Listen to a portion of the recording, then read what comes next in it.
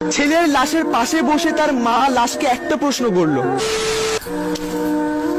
ছেলেটা দুটো চোখ লাল টসটস করছে, পানি খাচ্ছিল, পানিটা গলায় আটকে যাচ্ছিল, পানি গিলতে পারছিল না। মা ছেলের এই অবস্থা দেখে ছেলেকে জিজ্ঞেস করে, কি রে বাবা, তোর কি কোনো সমস্যা, ডিপ্রেশনে আছিস নাকি? মায়ের কথা শুনে ছেলেটা বলে, না মা, কোনো প্রবলেমের মধ্যে নেই, কোনো ডিপ্রেশনের মধ্যে নেই। আসলে কি হয়েছে, পিকনিক হচ্ছিল তো, তাই দুটো রাত জেগে অনেক আনন্দ করেছিলাম, এই জন্য চোখটা লাল হয়ে আছে। কিন্তু ছেলেটা তার মাকে কিভাবে বোঝাবে যে ছেলেটা প্রতিটা রাত মৃত্যুর সাথে লড়াই করছে? আসলে কি হয়েছে, ছেলেটা একটা মেয়েকে ভালোবাসে, আর খুব ভালোবাসে। মেয়েটাও ছেলেটাকে ভালোবাসে। ছেলেটা ভালোবাসার এমন পর্যায়ে চলে গেছে, সে তার ভালোবাসাকে নিয়ে অহংকার করা শুরু করে দিয়েছিল। ছেলেটা তার বন্ধু বান্ধব, আত্মীয় স্বজন, পাড়াপড়শি, বড় ভাই ব্রাদার সবার কাছে যে তার ভালোবাসার কথা বলতো, আর বলতো সে যে মেয়েটাকে ভালোবাসে, সে মেয়েটা কখনো তাকে ছেড়ে যাবে না, কোনো দিনও তাকে ছেড়ে যাবে না। তারপর ছেলেটা যে মেয়েটাকে ভালোবাসতো, সেই মেয়েটা মাঝে মাঝে মজা করে ছেলেকে বলতো, আচ্ছা আমাকে যদি কেউ কখনো স্পর্শ করে তাহলে তোমার কেমন লাগবে? ছেলেটা কোনো কথা চিন্তা না করে বলে ফেলতো, আমি মরে যাব।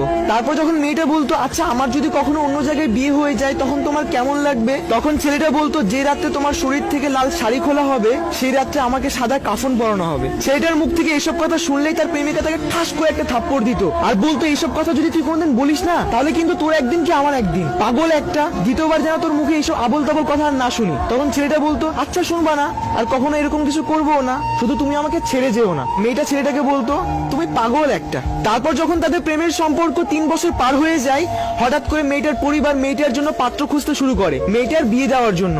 আর এইসব কথা শোনার পর ছেলেটা ছটফট করা শুরু করে দিল।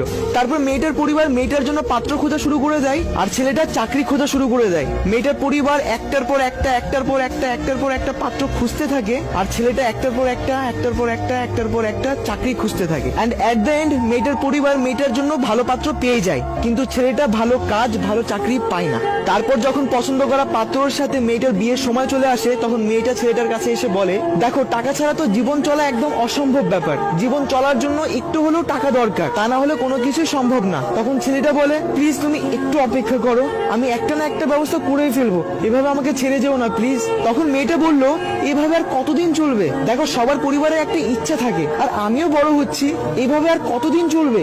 তখন ছেলেটা বারবার রিকোয়েস্ট করে কান্না করে বলল, প্লিজ ছেড়ে যেও না, একটা না একটা ব্যবস্থা করে ফেলবো, একটু অপেক্ষা করো, একটু ধৈর্য ধরো। কিন্তু মেয়েটা ধৈর্য ধরে না, তার পরিবারের পছন্দের পাত্রর সাথে বিয়েতে রাজি হয়ে যায়। তারপর বিয়ের ডেট তারিখ ঠিক হলো, বিয়ের দিন চলে আসলো। যে রাত্রে মেয়েটাকে হলুদ শাড়ি পরানো হয়, সেই রাত্রে ছেলেটা নানান রকম নেশা করতে ব্যস্ত। দেন বিয়ে করার পর মেয়েটা তার স্বামীর বাড়ি চলে যায়, আর সেই রাত্রে ছেলেটা ফেসবুকে একটা স্ট্যাটাস দেয়। স্ট্যাটাসটা হলো, অহংকার করে বলেছিলাম সে কখনো আমাকে ছেড়ে যাবে না, সময়ের ব্যবধানে বুঝলাম অহংকার পতনের মূল।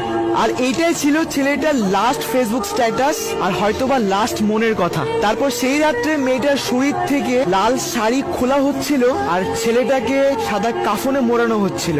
তার মানে ছেলেটা মরে গেছিল, সুসাইড করে ফেলেছিল। তারপর সকাল হয়, হাজারো মানুষের ভিড়। ছেলেটার লাশের পাশে বসে তার মা চিৎকার করে চিৎকার করে চিৎকার করে কান্না করছিল। আর ছেলেটার লাশের দিকে তাকিয়ে তার মা ছেলেটাকে একটা প্রশ্ন করলো, কি ছিল 3 বছরের ভালোবাসায় যে 22 বছরের ভালোবাসাকে ভুলে গেলি? তারপর হয়তো ছেলেটার পরকালের হিসাব শুরু হয়ে গেল।